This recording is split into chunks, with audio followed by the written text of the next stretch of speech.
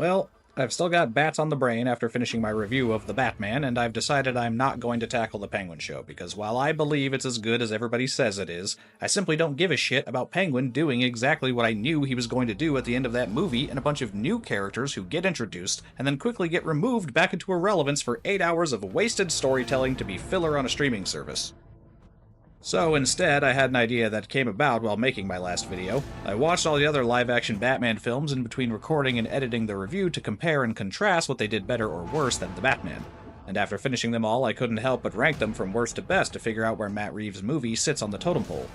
I'm not going to go nearly as in-depth with each of these movies, I'm just going to give a brief blurb on each of them in order from worst to best, so prepare for a much shorter video. Also, a brief caveat/honorable mention to Ben Affleck's Batman, who if I had to rank the individual portrayals of Batman would be in my top 5, as he is hands down the most comic-accurate depiction of Batman on screen. But if I had to rank the actual films he appeared in, they would all line the bottom of the list like a stack of rotten corpses.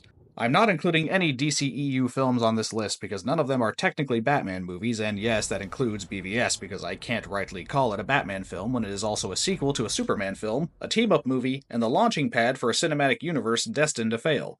So, the criteria here are full-length, theatrically released, live-action feature films centered around and starring Batman, which gives us a total of 9 movies to sort through. So, let's get into it with the bottom contender.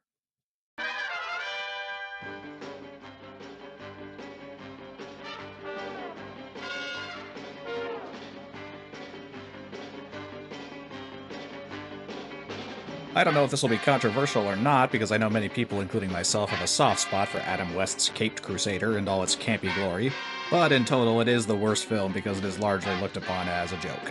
The story is silly, the characters are over-the-top cartoon caricatures, and the set, costume, and production design are exactly the same as the TV series the film is spun off from. The Batman movie and TV series are technically classified as parody, so obviously the intention was a lighthearted romp as opposed to a serious action blockbuster. But the fact that it doesn't take itself seriously at all is why it loses out to all the others. Don't feel too bad though, Adam. Everybody still enjoys this film for a good laugh.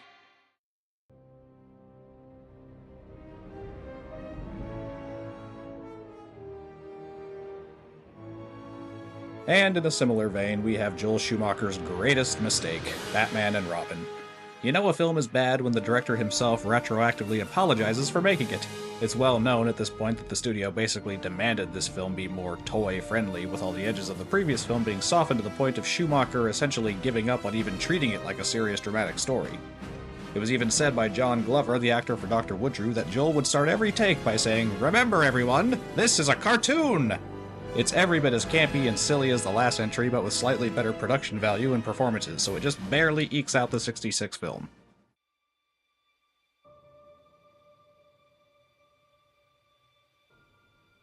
Christopher Nolan said early on when asked if he would make a third Batman film, "How many good third movies in a franchise can people name?" And boy does that perspective show in this film. I can hardly blame Nolan, as he had many much better ideas for both The Dark Knight and this film that involved the Joker still being alive, but due to the untimely death of Heath Ledger, he had to come up with something totally new. I wish he had come up with something better, though, because of all my criticisms of plot holes, contrivances, and inconsistent characters or gaps in logic in The Batman, it's nothing compared to this film. Bane is silly, his voice is ridiculous, and his plan is absurd and also impossible. Batman learns to teleport and gets his broken back fixed with a karate chop. Catwoman is equally as pointless in this film as she is in Matt Reeves' film, but at least Zoe was trying to give a believable performance as an actual human from Earth. I have no idea what Hathaway was going for in this film, but she feels plucked straight out of Batman 66, and that's not a good thing. It's genuinely baffling to me how Nolan can make 2 of the greatest Batman films of all time, and one of the worst right after.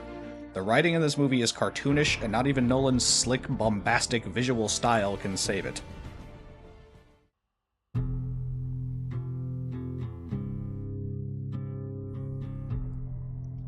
I wasn't surprised this movie ended up this high on my list. I knew there were worse Batman movies than this one. I was mostly just disappointed at how much of a betrayal this film is of the character and spirit of Batman. But as I said in my review, this film's biggest problem is its script, because everything else about the film is on point. The cinematography, lighting, costumes, choreography, acting, music, all excellently composed. My one other major criticism of this film I had found while learning to edit the review. It's the editing. Every shot is too long, and it needs to stop. You could have saved an hour of this film by just not showing us every single second of every movement that happens in the film. But I won't go back into it. The bottom line is, while I don't like this film very much, it is the best of a bad lot.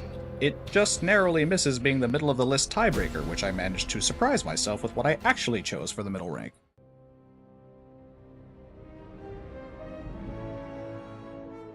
I know, right? I couldn't believe it either, but this film is actually not as terrible as Batman and Robin. It is satisfyingly middle of the road, a decent film, and it gets Batman.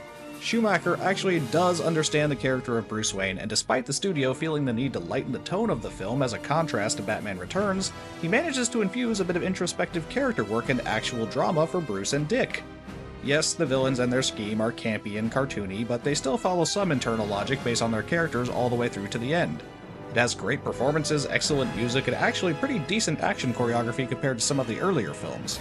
I hadn't watched this movie since I was a child, and as an adult, I just took it as a given that the Schumacher movies were absurd toy commercials with no merit to them whatsoever, and I'm happy to find that I was wrong about at least one of them. Now, on to the upper crust. I have a feeling the rest of these rankings won't surprise most of you.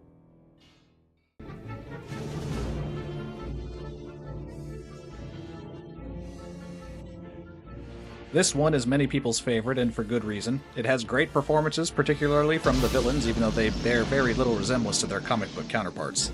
The plot is, however, pretty weak, and that's being polite. It's basically non-existent, and the villains just sort of do random things that cause chaos that get Batman involved. That works for chaotic maniacs like Joker, but Catwoman and Penguin ought to have more solid plans and motivations. Production-wise, the film is gorgeous, more of the excellent artistic flair Tim Burton is known for, and every bit as good as the previous entry in the series. I still enjoy this film, even though it's not my favorite, but it deserves to be just north of the middle of the list.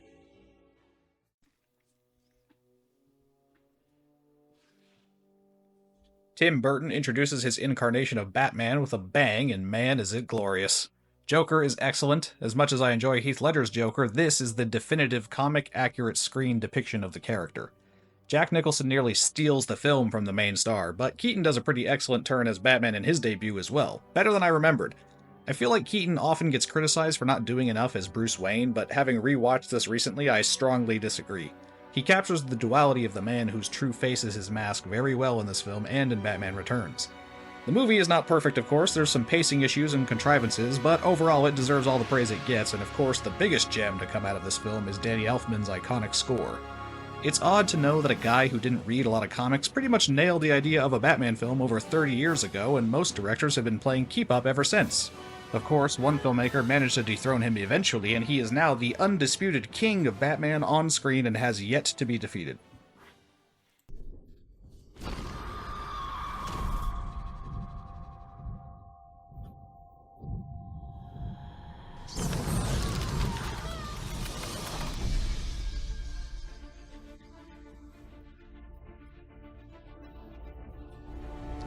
This film still doesn't get enough credit. Nolan brought superhero movies back from the dead with this film.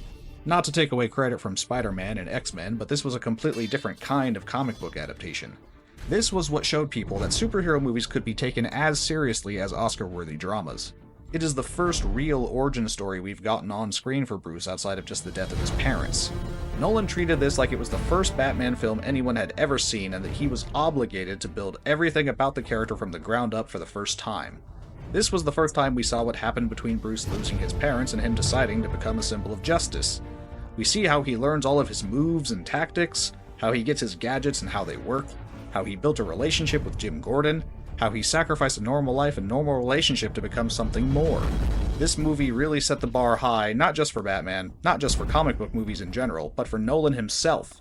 Even he did not think he could top himself with a sequel, and put off the idea of making another one for as long as he could till he finally found a story worth telling. You all knew this was coming, you all know it belongs here, let's move on to number 1.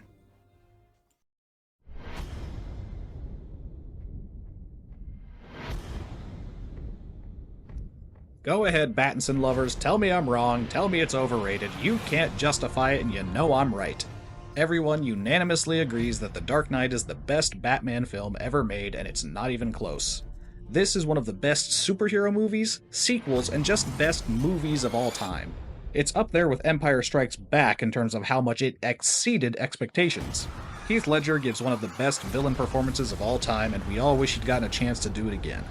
Bale continues to embody both sides of Bruce and Batman well, although admittedly he overdoes it a bit with the voice in this one. Aaron Eckhart is the unsung MVP of this movie with a criminally underrated interpretation of Two-Face. The action is great, the plot moves at a breakneck pace, the music is flawless, the cinematography is some of the best in the business, and above all else, this is a movie with themes that are not only poignant and appropriate to the character but are actually executed well. It is the total package, a thrilling, funny, heartbreaking, and satisfying action blockbuster that has garnered a much-earned reputation as the #1 Batman film of all time.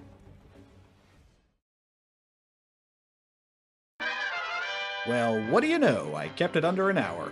I hope you enjoyed this little quickie as much as I did, and I hope you'll let me know your opinions about which is truly the best Batman movie down below in the comments. I'll see you next time.